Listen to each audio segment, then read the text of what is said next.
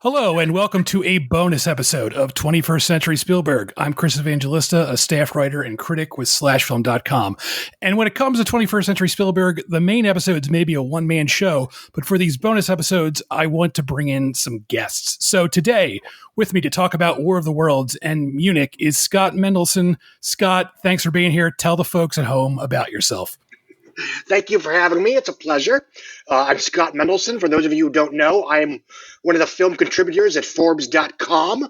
My area of specialty right now is domestic box office. So as you can tell, I've been having a lovely summer so far. This is a nice distraction from the screaming into the bottomless void of whatever the heck's going on right now. Yes. So, Scott, real quick before we get into this, when do you think movie theaters are going to reopen? Are they going to reopen in at the end of July into August, or is everyone just kidding themselves? I'm inclined to think that they're just kidding themselves. Right. Unless people wise up and start wearing masks, frankly. And Exactly. it's I don't want to be too simplistic here, but it seems to figure that if people would just wear a mask, some of the danger would pass. But, I mean, realistically speaking, Tenet and Mulan were always sort of the big movies that were kept in the summer just to keep theaters alive until things got back to some sense of normality in September and certainly in October. Right. By October, you certainly had what I would consider to be a relatively normal slate of theatrical releases. Wonder Woman 2, Halloween Kills, Death on the Nile, G.I. Joe Origins, Snake Eyes, etc., etc. And then, of course, in November, you've got Black Widow, No Time to Die, Soul. And then, theoretically, things would, at least in terms of domestic theatrical releases, would play out as normal. Perhaps with a slight, quote-unquote, curve in relation to smaller openings, longer legs. But I think the idealistic scenario would be, theaters would be back in relatively normal business by September or October. As for now, I have no idea if that's going to be the case. We are in entirely unprecedented waters in almost every facet of modern life, and I have no delusions thinking that movies are going to be any different. Yeah, it's definitely frustrating because like you said, you don't want to be too simplistic, but it really is. It boils down to if people would just put on those masks, we would be much better off than we are right now. But but not to. All right, now let's move on to Steven Spielberg. Tell me, if you could, what your general relationship is with the work of Steven Spielberg. Like, how do you feel about his work as a whole, really, and how do you feel about him as a filmmaker? I think he's still one of the best filmmakers currently working. I think he has a filmography in which maybe 75% of his films would qualify as one or two of the best films ever made by 95% of any other working filmmakers offhand. Where even a 3-star Spielberg film is a high watermark for almost anybody else. I think he is perhaps, I don't want to say unfairly because he's doing just fine, but unfairly judged in terms of the kind of films he makes, where that films like E.T. and Hook are considered par for the course. Well, I would argue, and this isn't even a quality judgment, films like Munich and War of the Worlds are far more typical of the prototypical Spielberg film. When you look at his filmography from Sugarland Express up to what was the last one? Was The Post the last one? Ready Player One. Yes, that was just after. Yes, Ready Player One. I'm sorry. Even that film, I mean, as much as it to a certain extent revels in pop culture nostalgia and feels like a Spielberg type adventure fantasy film, it's very, I would argue, critical of the pop culture nostalgia that he helped create and the overwhelming legacy of that nostalgia. It says that the generation that grew up on Steven Spielberg films, not to be, again, too simplistic about it, or the generation that grew up on E.T. and Raiders of the Lost Ark elected Donald Trump as president of the United States. Yeah. I think that's weighing on him heavily these days. Yeah, that's such an interesting way of looking at it, and it's true, and that's really part of the reason I wanted to do this series is because a lot of people, they boil Spielberg down to just being this blockbuster director, and in a lot of ways, he himself has always sort of fought against that. There's that now infamous video where he was so sure he was going to get an Oscar nomination for Jaws for Best Director that he hired a film crew to film him watching the nominations, and he didn't get nominated, and he's just so disappointed. And I always found that a little comforting that even Steven Spielberg, arguably the most successful filmmaker of all time, even he has sort of like imposter syndrome, and that, he's a huge blockbuster director, but he's an artist too. And I feel like the 21st century filmography in particular has been him sort of pushing back against that, I'm just a blockbuster guy label. And especially these two films, War of the Worlds and Munich, because up until now, he started the 21st century on a dark note with both, AI and Minority Report. They're both somewhat dark films. And then he followed that up with Catch Me If You Can and The Terminal, and they're both kind of light films. And now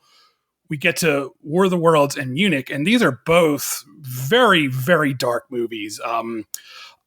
In a lot of respects, I feel like Munich might be his masterpiece in the terms that it's probably the most adult movie he's ever made. But at the same time, once you get beyond all those very heavy, very important themes, it's also a very action-packed spy movie. And I kind of am in awe of that he's trying to blend these genres, and some people don't go for that. Although I do think the tide is turning. And, when I first came up with this idea, it felt like a lot of people were just shrugging off the 21st century filmography. But in recent years, it seems like more and more people are realizing there's more to it than meets the eye. I agree with you. And Munich is one of my favorite Spielberg films for some of the reasons that you discussed. And frankly, I've come to my theory, for lack of a better word, is I think a lot of people associate Spielberg more for the films that he produced than the films he directed. When you think of Spielbergian fantasies and films that, people are, and this is not a criticism, people are trying to rip off, they're films that he produced, like The Goonies and Back to the Future and Poltergeist. He didn't direct those pictures, allegedly. That's another conversation. Yeah. But, it's so I think to a certain extent, Spielberg's, especially his pop culture legacy, is defined as much by the films that he produced more so than the films that he directed. Even the first Transformers film, which is very much, Michael Bay does E.T., for better or worse, again, obviously Spielberg did not direct E.T. Spielberg did not direct The Mask of Zorro.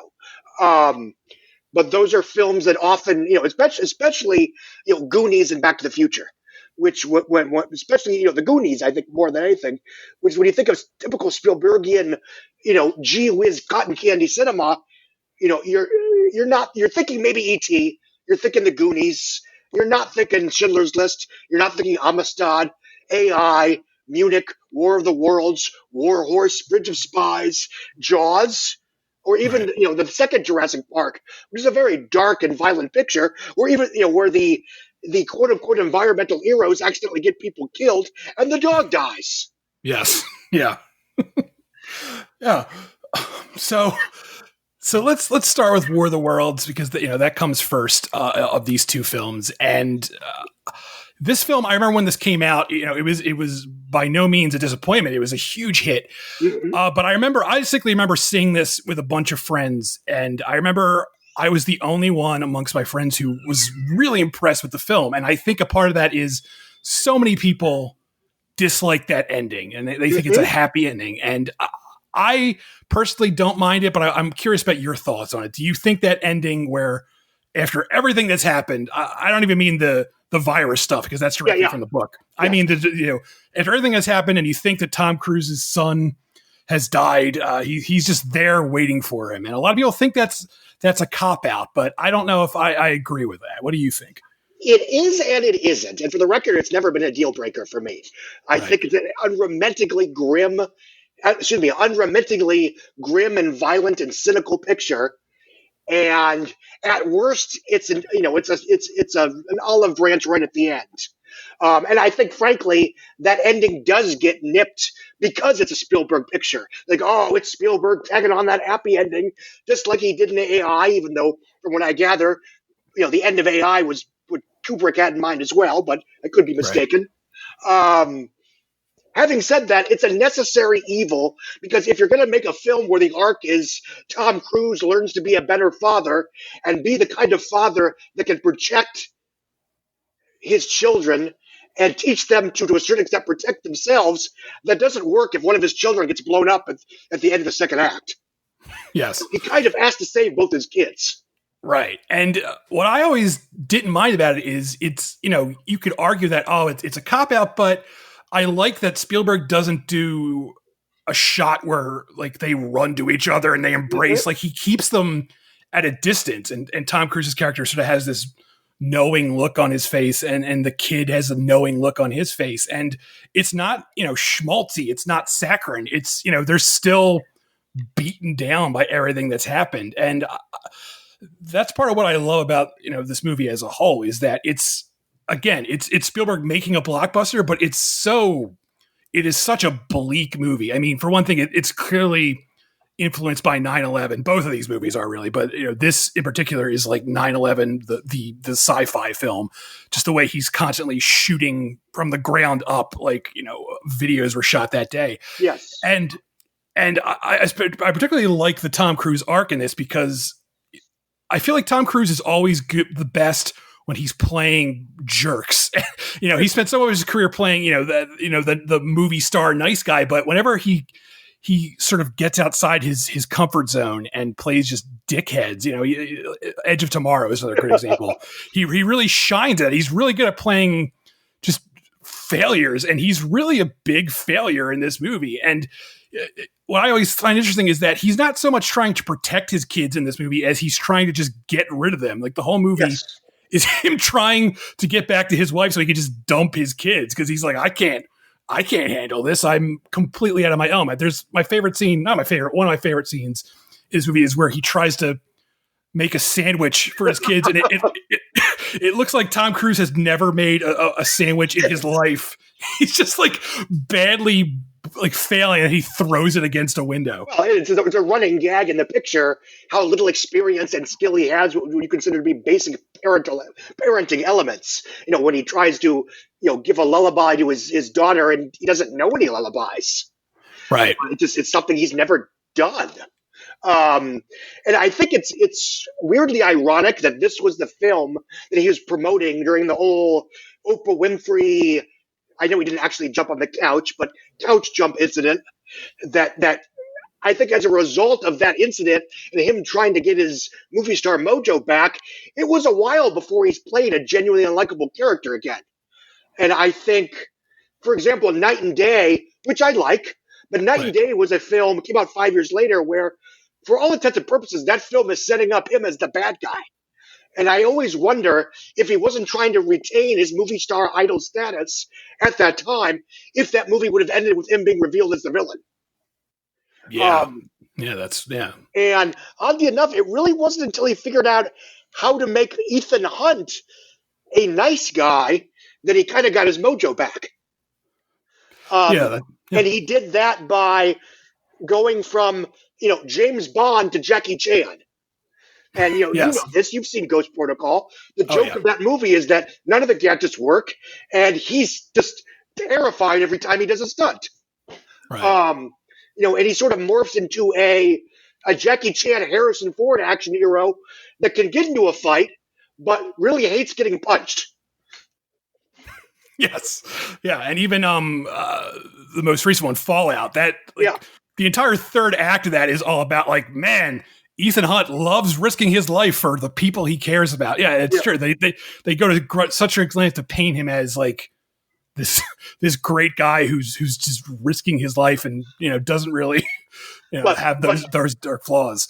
But he's I don't know if I'm allowed to swear on this. He's scared poopless every time. Oh yeah. And that's the difference between, and I like all, to a relative degree, I like all 6 Mission Impossible films, but that's the difference between Ethan Hunt and John Woo's Mission Impossible 2 and Ethan Hunt and Brad Bird's Mission Impossible Ghost Protocol is, when he looks out that window, he wants to throw up. And so do we. Yeah. And I think that was sort of a key to him winning the trust of his audience again. And then a few years after that, again, he makes Edge of Tomorrow, where at the again, he's out of his element and has to learn to be an action hero. Yeah, it's like he realized the formula is that he has to start playing quote unquote normal people who do incredibly insane things, but he's still, he's an average guy, even though he's risking his life all the time. Oh, yeah. It's for me. No, it's okay. The prototypical shot in that persona is in The Fugitive before Harrison Ford jumps over that waterfall. He looks over the waterfall, closes his eyes, holds his breath, and, that's the same look that you and I would if we were looking over that waterfall. Yeah, absolutely. So, as a whole, what is your takeaway from War of the Worlds? Like, how do you feel about it as a whole? I think it's aged very well. Mm-hmm. I liked it when I first saw it. I thought to a certain extent it was a what you see is what you get picture, for better or worse. Right. I never minded the basement stuff, A, because it's right out of the book, B, because it's only 20 minutes of the movie. And C, it follows, basically a straight hour of just pure momentum. Once those first ships rise out of the ground and start zapping people, the movie doesn't stop until the end of the first act. The end of the second act. And it's a solid hour of just straight running and, to quote Jeff Goldblum, running and screaming. What I like about the film is it was sold as a 9/11 parable, and it was promoted as a 9/11 parable, understandably. But I think, and I don't want to second guess, but to me, it's always felt like an Iraq invasion parable told from the point of view of the Iraqi citizens being invaded by these technologically superior American forces, to the point where, the invasion is discussed as if it's, an occupation. And at the end of the movie, Tom Cruise saves the day by being a suicide bomber. Yes, he survives, but only through happenstance. Yeah. And I think the only way in which the movie initially dated itself is that, for me, the strongest elements of the film is the idea of Americans as refugees in America.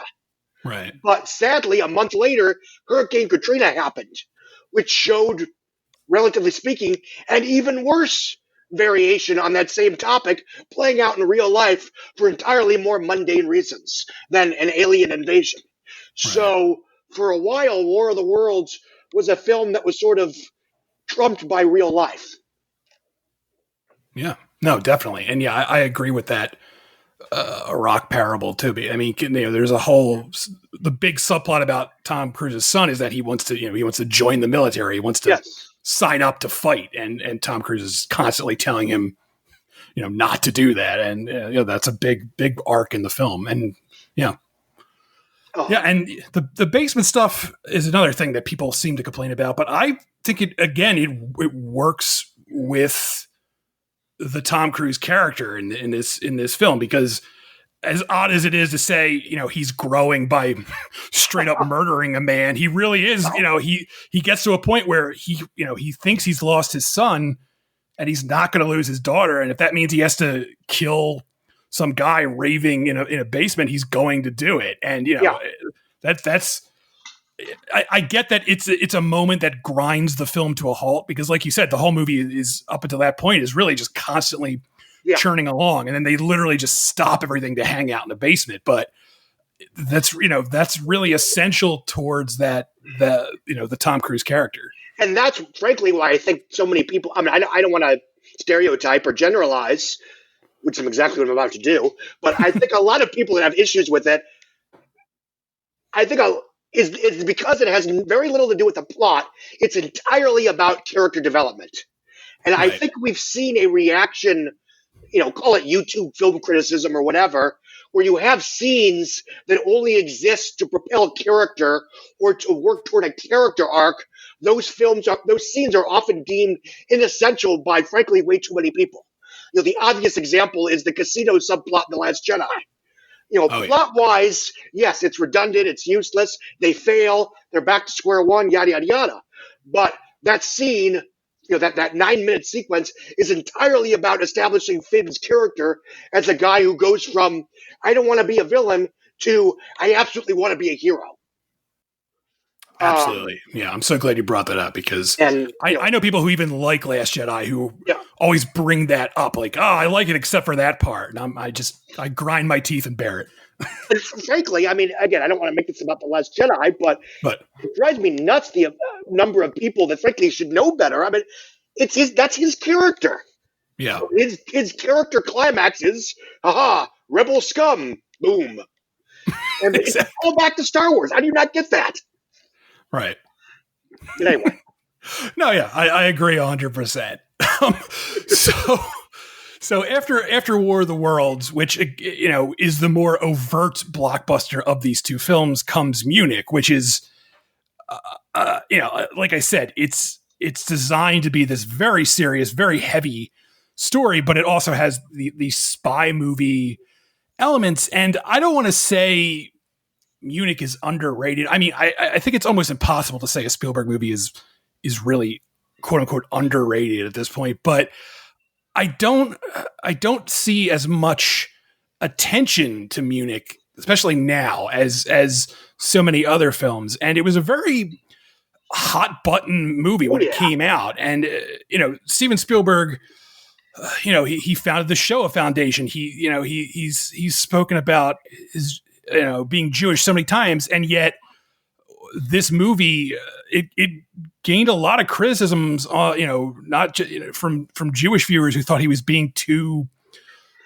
I guess, soft. And, sorry, go ahead. I think Munich was one of the first films of its era that I would argue was basically was a victim of character assassination before it even came out.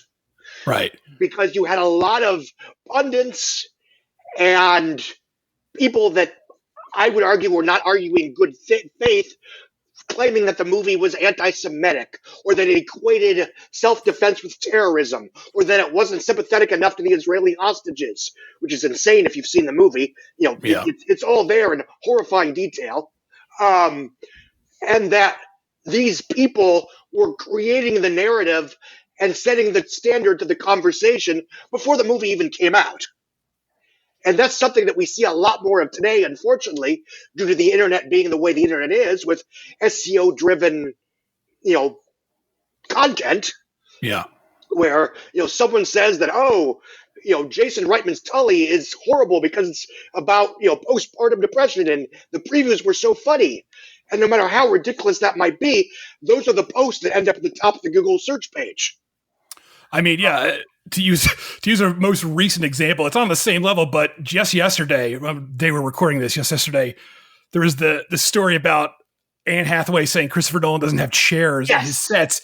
And it turned into, it started off as like a joking thing, which I'm all for, by all means, have fun at Christopher Nolan's expense. But it blossomed into this weird, like people taking it incredibly seriously and talking about Nolan being abusive, and I was like, I don't think that's what's happening here. And no, it's and I did a little thing on Twitter just for my own amusement where I found behind the scenes photos of people sitting, right, including Wally Foster on the set of The Dark Knight, who was sitting, and then trivia: Christopher Nolan didn't fire him, but he forced him to direct Transcendence as punishment. That's what happens when you sit on a Christopher Nolan set. You have to direct Transcendence, which is far worse than being fired. But it's one of those things that I'm sure Anne Hathaway was half joking, and if you read the rest of the article, she's very positive and like we get it's under budget and on time, and again the guy's been making movies with lots of really famous people for a really long time. Right. If this was an issue, I think we'd know about it by now. Yeah, and it's I don't want to generalize, but at times it just seems like there are certain directors that people have axes to grind against. Yeah. I feel like this happens with Scorsese a lot now too. Yes. Where it's like and that just drives me nuts because I love Scorsese, but it's rough. And yeah, I think you're really onto something here with this about Munich because Spielberg, before it came out, he did this big article with Time Magazine. Yes. And that drew criticism. And when I just don't understand how you can watch Munich and come away with those thoughts. And I honestly think it's because people just didn't watch it. But the brilliance of Munich, from his direction and Tony Kushner's script, which is phenomenal, is it's not trying to so much sympathize as it is empathize. And he doesn't want to make he doesn't want to make two-dimensional bad guys. He doesn't want to make the terrorists into these sneering villains. And I just find that so impressive. And I don't think a lot of filmmakers could even get away with that. It speaks to his clout that he can. He didn't. That's true. Yeah. He didn't really get away with it in the end. I mean, it did get a Best Picture nomination, like every single Spielberg drama since, I think, Saving Private Ryan. But yeah. No, yeah. But yeah. I mean, you're right. It's not underrated, but you almost feel defensive when you bring it up because of how it was discussed when it first came out. Yeah, I agree. I'm sorry. I still love Zero Dark 30. And I do not think it endorses torture. I agree with you. Another day. But again, that to me was another huge example of the narrative being set by people, by interested parties who weren't, they weren't film critics, they weren't media people, and they had a reason to paint the film in a given direction. Right. And that stuck. Even though it was a big hit, even though it had rave reviews coming out of, the Oscar circuit, and yes, it did get a Best Picture nomination, but that's another film that I almost feel defensive having to, say that I love. Yeah, I'm right there with you because I think that is a fantastic film. Yeah. And I get, there are criticisms about it and that it relied too heavily on, the CIA and stuff like that. But the torture element, I mean, if you watch that movie, yes, there is torture in it, but they don't actually start getting result until they stop torture. Like it's right there. It's not subtext. It's literally text in the movie, And I think part of that, not to make this too much about Zero Dark 30, but you have to believe that, oh boy, torture works 8 years later. Yay, 8 years later, thanks to torture, we got him. Yippee skippy. And B, you have to remember when she was making the film, Osama bin Laden wasn't dead yet. Right, yeah. The movie got fever pitched, in which the relatively dark, pessimistic, cynical, point of the movie got sort of undone by a quote unquote Hollywood happy ending that nobody saw coming. Yeah. I like Fever Pitch, but that movie doesn't make any sense with the Cubs winning the World Series. Yes. Yeah. But once that happened, what could you do? Right. Exactly. You can't. Yeah. Yeah. But with Munich, just so much of this movie is about examining this endless cycle of violence. And again, I feel like in this, especially now, there's everything has to be in black and white for certain people. It's got to be one way or the other. And on some respects, I get that. Not to get too political, but in this era of Donald Trump, you either have to be against him like a sane person, or you have to cover your eyes and not acknowledge what's going on. But Spielberg's, with Munich, it's a lot more about, the nuance, and it's a lot more about trying, not so much condemning retaliation, because there are even interviews where Spielberg says he's not condemning the retaliation. He thought that was the right thing to do. He's more condemning the sense that it's just never ending. And a part of that ties into the conclusion where, after all is said and done, the Eric Bana character is just this shell of his former self. And he doesn't even want to go back home to Jerusalem. And he's just, he's literally a man without a country now. And Spielberg, he has that final shot where you see the Twin Towers in the background. And he's really just hammering it home that even if you think the retaliation is right, there's still, things to consider. And Well, nothing changed. right, exactly. Nothing has improved. Nothing has changed. We're right back where we It's started.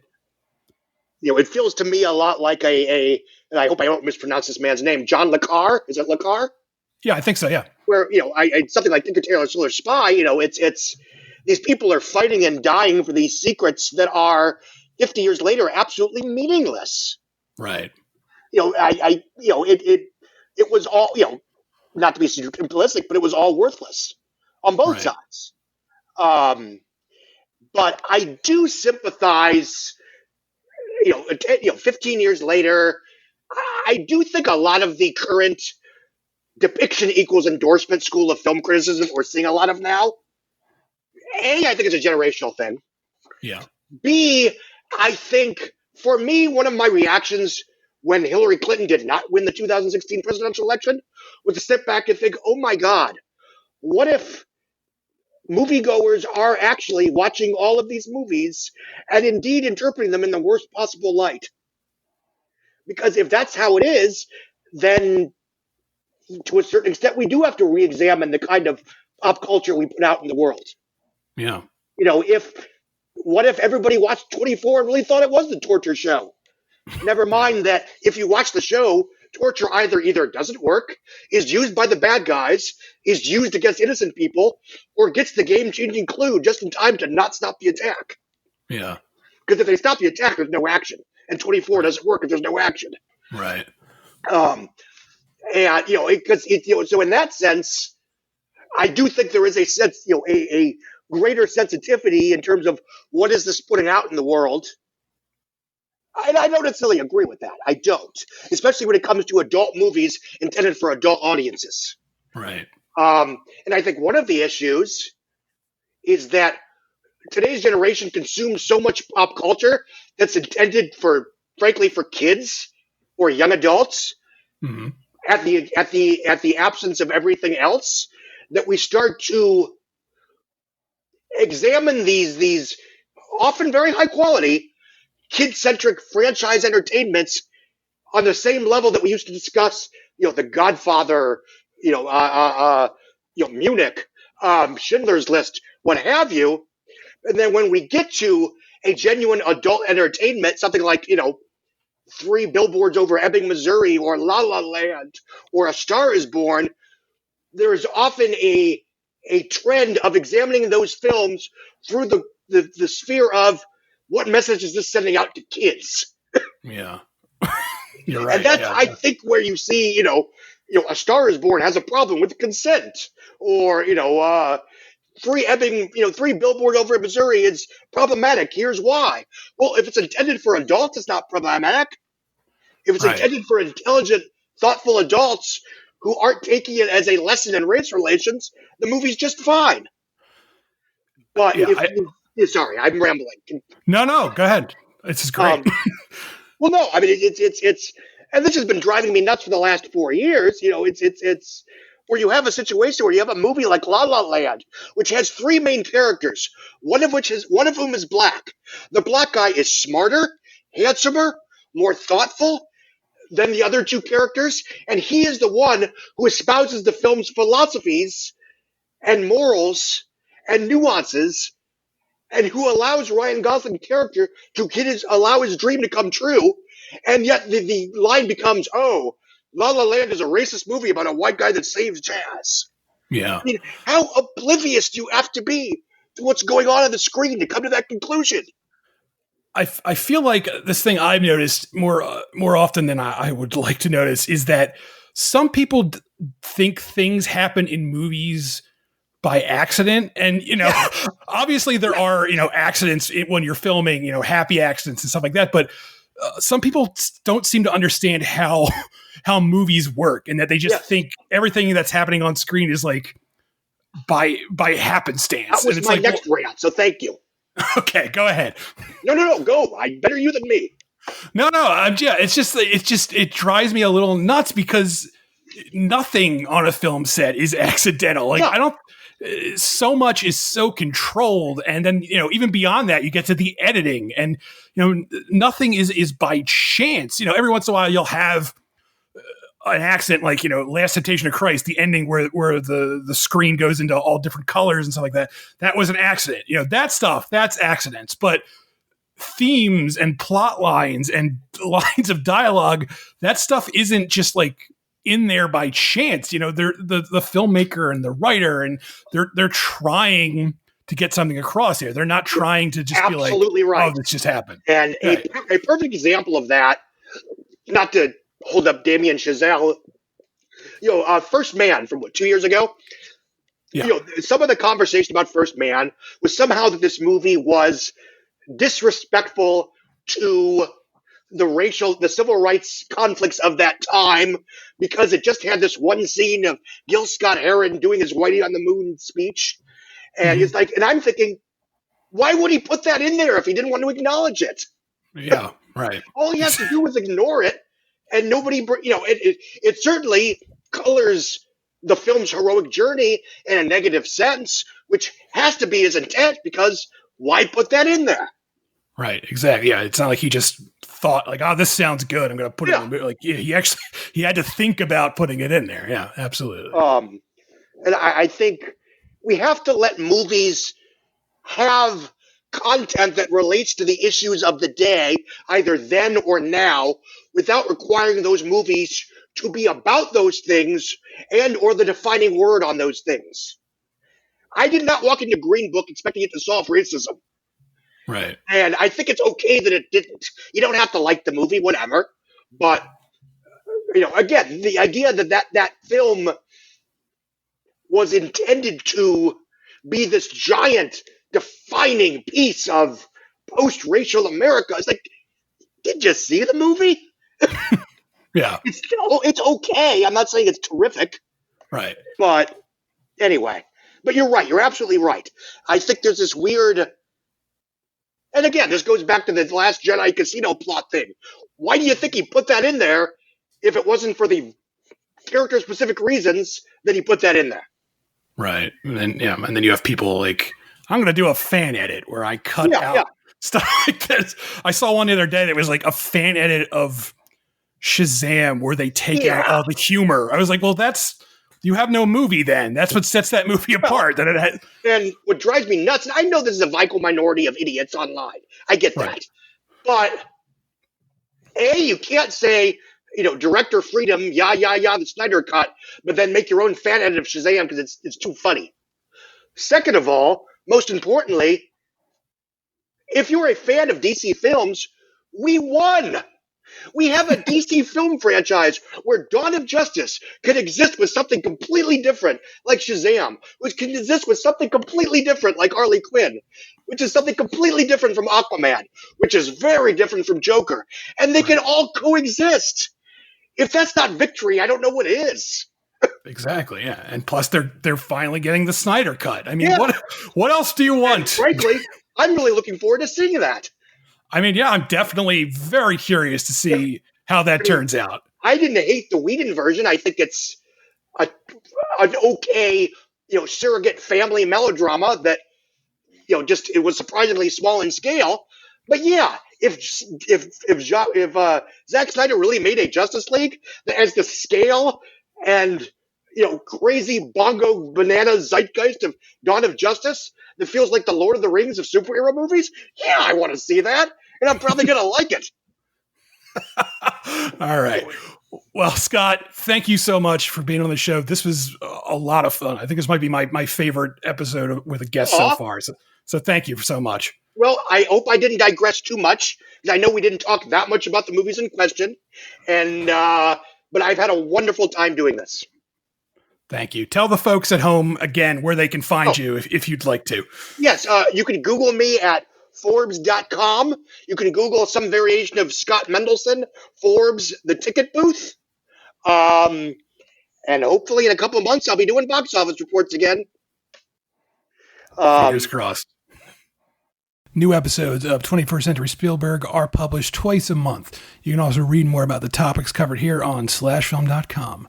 You can subscribe to 21st Century Spielberg on iTunes, Google Podcasts, Overcast, Spotify, and all the other popular podcast apps.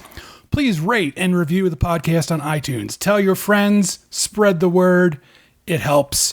I'm Chris Evangelista, and you can find me on Twitter at CEvangelista413 and on this podcast's Twitter at Spielberg2K.